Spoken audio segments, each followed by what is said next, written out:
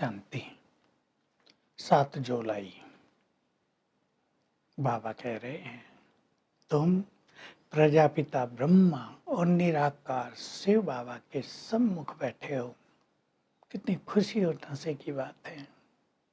लोग ब्रह्मा के दर्शन करने के लिए, शिव के दर्शन करने के लिए गहन साधनाएं करते आए हैं और हम संगम पर उनके सम्मुख बैठे हैं, क्योंकि शिव बाबा ब्रह्मा तन में विराजमान हैं। तो बाबा कह रहे हैं, मैं ही ज्ञान का सागर हूं, तुम्हें संपूर्ण ज्ञान दे रहा हूं। तुम मेरे पास आए हो अपनी और दूसरों की काया को कल्प तरु समान बनाने। कल्प वृक्ष होता है, कहते हैं उसके नीचे बैठने से जो कामना करो पूर्ण हो जाती हैं।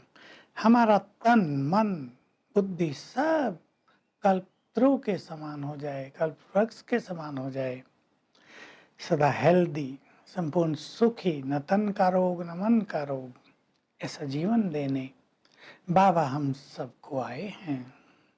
तो बाबा कह रहे, ज्ञान का सागर मैं हूं, देवता नहीं। देवता न तो कभी पुकारते कि हे लिबरेटर, हे गाइड, हे पतित पावन आओ, क्योंकि वो संपूर्ण पावन है, लिबरेटेड हैं पहले से ही। न वो किसी को ज्ञान देते। ज्ञान का सागर मैं हूं। ब्रह्मा विष्णु शंकर भी ज्ञान के सागर नहीं हैं। ब्रह्मा को ही प्रजापिता भी कहा जाता है, विष्णु और शंकर को प्रजापिता नहीं कहते हैं। गीत बजाता बहुत अच्छा, माता ओ माता तू है सबकी भाग्य विधाता। तो ये जगदम्बा की महिमा बाबा कह रहे, देखो महिमा है तो जरूर वो यहीं होगी। उसने कुछ ऐसे महान कार्य किए होंगे, तब तो उसकी पूजा भिन्न भिन्न रूप से हो रही है। कहीं जगदम्बा के रूप में, दुर्गा के रूप में, अम्बा के रूप में, काली, कितने नाम हैं, सरस्वती, लक्ष्मी, पार्वती।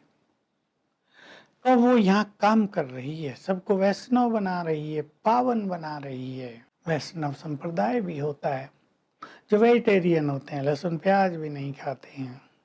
बाबा कहते हैं हवेलियाँ होती है उनकी बड़ी बड़ी, लेकिन वैष्णव उसे कहेंगे जो संपूर्ण पावन हो।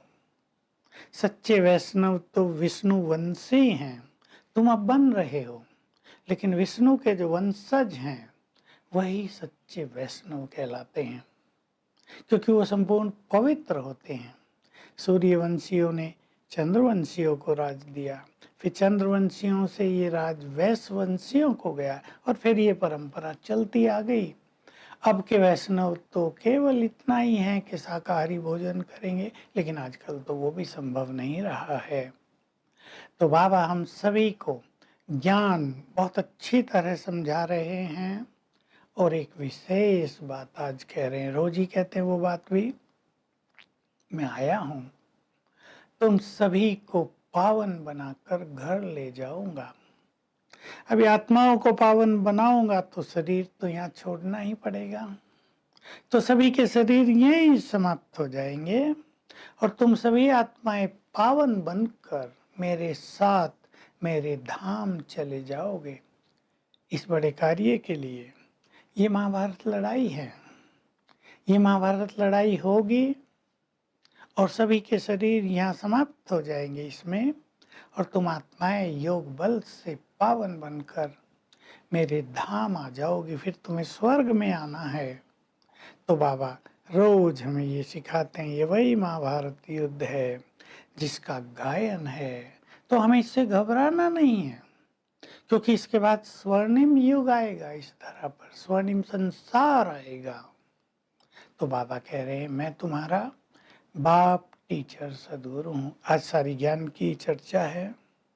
सतयुग से संसार चला आया है, अब एंड हो गया है। ये पुरुषोत्तम संगम युग है। इस पे सागर का मेला तुम नदियों के साथ हुआ है, अर्थात ज्ञान सागर का मिलन तुम ज्ञान नदियों के साथ हुआ है। बहुत बड़ी चीज है। नदियों का मिलन नहीं गाया जाता, सागर का मिलन नदियों से जब होता है। गंगा सागर का मेला लगता है बहुत बड़ा, जहाँ गंगा एंड में जाकर सागर में मिलती है, हिंद महासागर में। तो बहुत बड़ी चीज है ये। इस समय मेला लगा है, आत्मा और परमात्मा का मिलन हुआ है। हम उसके इस मिलन का सुख ले रहे हैं। इसलिए भारत में ही शिव का जन्म होता है, यानी शिवरात्रि भारत में मनाई जाती है। श्री कृष्ण का जन्म भी भारत में ही होता है। वो तो पुनर्जन्म लेते लेते नीचे उतरते हैं। सब राजाएं भी नीचे उतरते हैं तो प्रजा भी नीचे उतरती है। ये बाबा सृष्टि चक्र का खेल हमें याद दिला रहे हैं। तो कह रहे हैं, तुम बच्चे अब मेरे सम्मुख बैठे हो, मैं तुम्हारा बाप टीचर सदगुरु हूँ। बहुत सुंदर बात है। तो मैंने तुम्हें पावन बनाने के लिए ये विधि अपनाई है कि तुम्हें ब्रह्मा कुमार कुमारियां बना दिया, तो तुम हो गए भाई बहनें। तो भाई बहनों को तो पवित्र रहना ही है। ये बहुत अच्छी विधि बाबा ने अपना ली। और तुम फिर ब्राह्मण से बनोगे देवता। तो विष्णु को दिखा दिया है कि 4 भुजाएं हैं। 4 भुजा किसी को होती नहीं, 2 लक्ष्मी की, 2 नारायण की, उनमें 4 अलंकार हैं। अब इन अलंकारों का अर्थ हम स्पष्ट रूप से जान जाएं।